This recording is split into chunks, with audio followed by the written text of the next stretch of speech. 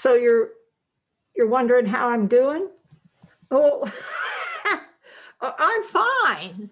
I mean, I think I'm okay. Look, don't you think I'm doing okay? I think I'm doing okay. I don't see anything wrong with where. Oh, wait. Now that's the scarf I thought I had on. Huh. I wonder what. Oh, well, look at this. Oh my heavens, isn't that something? Wonder who gave me that instead of this. Well, somebody must have hidden this, so I couldn't find. Wait, what is this? Oh yeah, that's how you wear it, right? I don't need this. This is silly. Oh, this. Well, I don't know. This white thing is weird. Look, they put an extra thing in there, and that nice. So I don't know why they show that to everybody. Seems like that should be on the inside. So if you had to say something about me, how many of you would say she seems to have some issues with self-awareness? Yeah, well, could very well be. Now, the question might be, however, is that something new, or is that something she's always had limited self-awareness? She always thought she was fine when she wasn't. She always thought she was doing a great job, maybe when she wasn't. She always thought she had more trouble doing something than she actually did. I mean, it wasn't that bad, but she always made it out to be like really bad. So when it comes to dementia, there's a part of the brain that is primarily located in the prefrontal cortex that allows us to be self-aware. Now, what it really helps us do is, with other parts of the brain, helps us figure out how accurate we are in self-awareness, how on target we are with what we think we can do with what we do. So what we think we can pay attention to and what we can actually pay attention to, what we think we can endure and what we can endure, what we think we can tolerate and what we can tolerate, what we think we can remember and what we can remember, who we think we are and who we might come across as. So this self-awareness thing, it's a very interesting thing, and it's always something that you have to sort of take at least a moment, a second, a period of time, pause in the doing, in the looking, to self-evaluate. So you have to assess yourself on your self-awareness.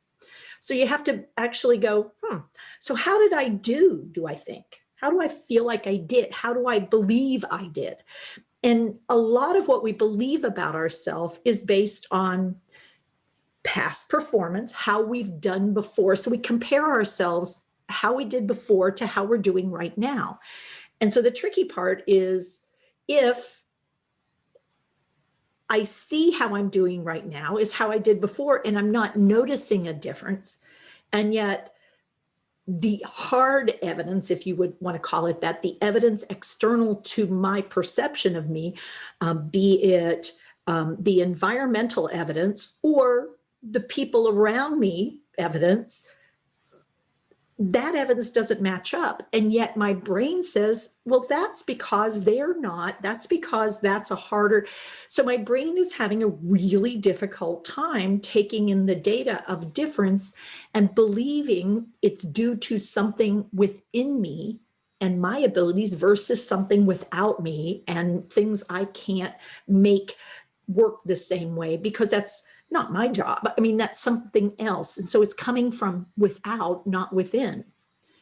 Now, we see that with people living with dementia in some cases, and in other cases we don't. They have an awareness that they're changing, and they're pretty accurate in what they're still good at and what they're having trouble with. But the error range, it can be in either direction. I could think that I'm less able to do things. And when I think I'm less able to do things, I will do a couple of options. I might reach out for help because or turn things over to someone, or I might get really anxious when I go to do that thing. And guess what happens when you have anxiety and you have changing abilities? Well, what happens is your anxiety makes your ability less. So you actually can't do as much as you could have done without the anxiety, not the dementia, not the brain change that comes with dementia, just anxiety. Or if I've struggled with something a few times, I might start to experience a depressed affect. I don't think I can. I don't think I can. I can't. I can't do that. And I start believing I can't. And when I believe I can't, sometimes I won't try because it's just, I'm going to fail anyway. So it sort of cycles. Now, on the other side, I might think I'm more able to do things than I am, even though evidence is piling up that I'm making mistakes, having accidents, skipping steps, not being as effective, causing distress, causing conflict, creating rifts. And yet I can't comprehend that I am the cause of that effect. And it has a lot to do with changing self-awareness. But I have to assess it. Now, the other part of assessing self-awareness is how comfortable we are seeking input from other people about how we're doing and making that part of our assessment. And that's called seeking external validation, or seeking validation, wanting to know, is that accurate from outside? And so for people who've always been tuned into that, they seek another person's point of view to give them feedback on how they're doing. Now, what that means is if I've done it before and I continue to do it, I may be trying to do what I usually do in a self-assessment, is to get other evidence or input. Now, if you cover up and say, well, I think you're doing just fine, when in fact you don't notice that you don't even know if I'm doing just fine. Either you don't know, or you're actually trying to make it okay that I'm not doing as well as I used to do. Well, then you're actually contributing to the error in data that I'm taking in. So it's hard for me to know, well, is it just me then? Maybe I'm weird. Maybe I'm making a mountain out of a molehill. Or maybe see, she says I'm fine. And that's what can start disagreements. Or on the other hand, you could be brutally honest, in which case maybe your assessment of me seems harsh or hard because it's delivered with emotion, because you've been waiting for this opportunity to tell me, or I didn't ask you and now you're frustrated, so you're trying to deliver your information to me.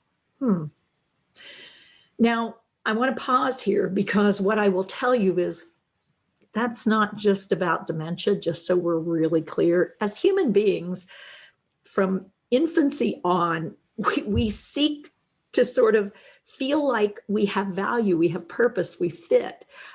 There's pleasure in being with. And part of that is self-assessment and sort of self-awareness. If it feels like you don't like me, then I'm likely not going to want to be in a situation where we're together a whole lot. So the interesting thing about self-awareness and self-assessment is, even though it's done internally, sometimes what can happen is we can impact it because we can modify environment, task, or support so that there is a greater success ratio. Now, the question is, if we do that and the person doesn't realize we're doing that, are we fostering a sense of wellness and fitness and acceptance and participation where it wouldn't be possible without that? Well, that's true, but is there a value in making the person be less able? I don't see that it's helpful. So to me, yes, there may need to be some support, but we want to start recognizing, I think we're starting to do some compensation here. And that's a little bit different than asking a person to go back to how they used to be, to rehab. And since I don't have a way to prevent the changes that come with dementia, what I do have a way to address, however, is as a care partner, as someone who's involved in the world of dementia, whether I'm working with somebody who's working with somebody, or I'm actually working with somebody living with dementia, or I'm within a system that provides support and care, my ability to be effective in my self-assessment and to seek input, wow, that turns out to be really important, because my self-awareness could be impacted just as much as the person living with dementia if I think I'm fine when I'm not, or I think I need help when I actually can do this. I just need to manage my anxiety or my depressed affect. or my fear of failure, so that I try. And when I try and I rehearse and I practice, maybe things do change in the right direction. And maybe we all need some support. We all might need some modification, compensation in some way, in some areas of our life, because this is not a one and done. This affects everything about us. How we feel about ourselves, how we interact with people, how we sleep, how we behave, how we do things, how we see things, how we hear and process things, what we take into our bodies, what we put out of our bodies, where we do it, how we do it. Oh my heavens. How we care for one another. How we care for the world around us. Wow. So my topic was self-awareness, changing self-awareness. And my focus was more on self-assessment of self-awareness and seeking input on self-awareness. How do you see me? And maybe giving some structure to things that it seems like I'm doing okay with or pretty well with, and one that it seems like it's changing a little bit or changing. But you might start off with, let me pause. Let me look at the evidence that I can pick up on and see where I'm at. And then find somebody you trust a lot, maybe to check in. And then be willing to go, wow, that's different. So you're thinking that I'm changing. You might even be curious enough to say, tell me more about that. Or is it more like this or more like that? Because this little chunk of brain, it's not like it evaporates, it fritzes. And then for many people, it dies. But in the meantime, it could help. Unless you've always had issues with it. And then that gets a bit more challenging. But if I can't, I can't. So the question then becomes, what are the rest of us going to do about it? So I hope it's helpful to take a few minutes and think this through, talk this through, consider this. If you have questions, if you have comments, if you have thoughts, if you have feedback, I'd love to hear it. But the only way that's going to happen is if you let me know what you think, what you feel about what I'm talking about and about how I did it. Thank you for being you. And thanks for listening in. Hey folks, thanks for watching. Please like and subscribe to help us spread Teepa's positive approach message around the world. And don't forget to click the bell to get notified when new videos are posted.